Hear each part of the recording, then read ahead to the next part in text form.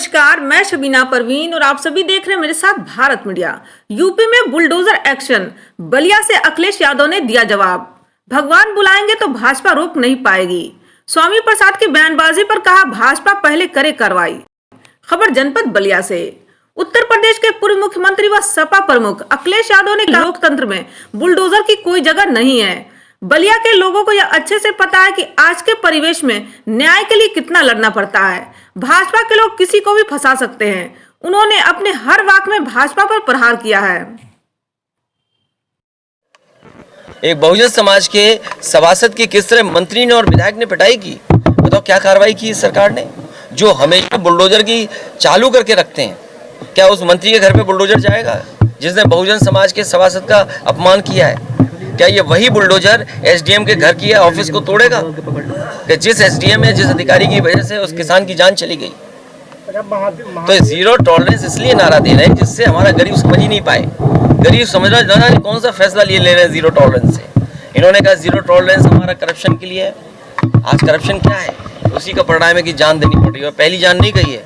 इससे पहले बाराबंकी में, हैदरगढ़ में भी इसी तरह एक किसान अपने न्याय के लिए गया था, उसे आत्महत्या करनी पड़ी, जान चली गई।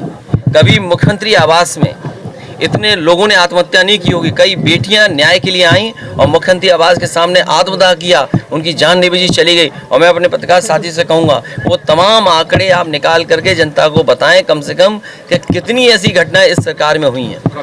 लोकतंत्र में बुलडोजर की कोई जगह नहीं है। संविधान और लोकतंत्र में बाबा साहब के बनाए हुए संविधान की जरूरत है। भारत में जो लोकतंत्र में है उसमें बुलडोजर की कोई जगह नहीं है। अगर उसमें कोई जगह है तो बाबा साहब भीमराव अम्बेडकर जी का दिया हुआ संविधान उसी की जगह है, उसी के तहत न्याय मिले। स्वामी प्रसाद मौर्य के बयान को लेकर कहा कि भाजपा और उनके सहयोगी नेताओं ने भी ऐसे बयान दिए हैं, उनके खिलाफ भाजपा कार्रवाई करे। सवाल फायदा और नुकसान का नहीं है।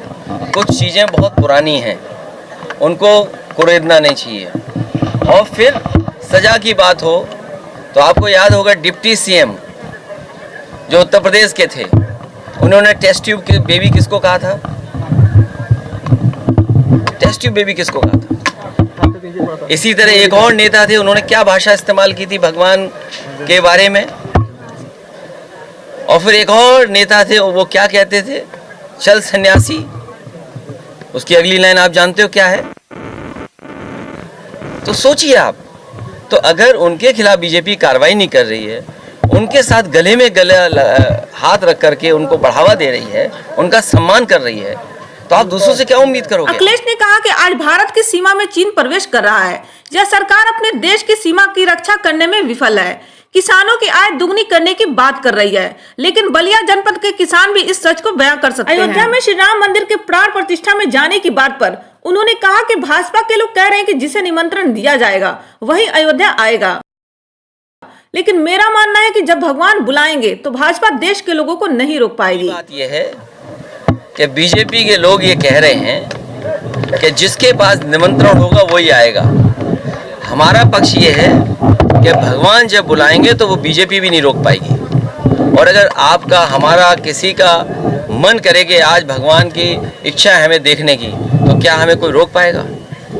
सर एक आखिरी क्वेश्चन। तो ये सवाल ये है कि भारतीय जनता पार्टी कैसे तय कर सकती है किसको बुलाना है किसको नहीं बुलाना है? अच्छा सर, महादेव वाले घोटाले में तो इसका मतलब भगवान श्री राम जी की तरफ से नहीं है बुलावा, ये भारतीय जनता पार्टी की तरफ से बुलावा है।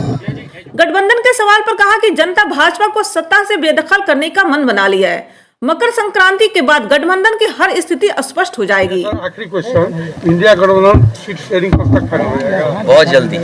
और समाजवादी पार्टी तय कर देगी बहुत जल्दी।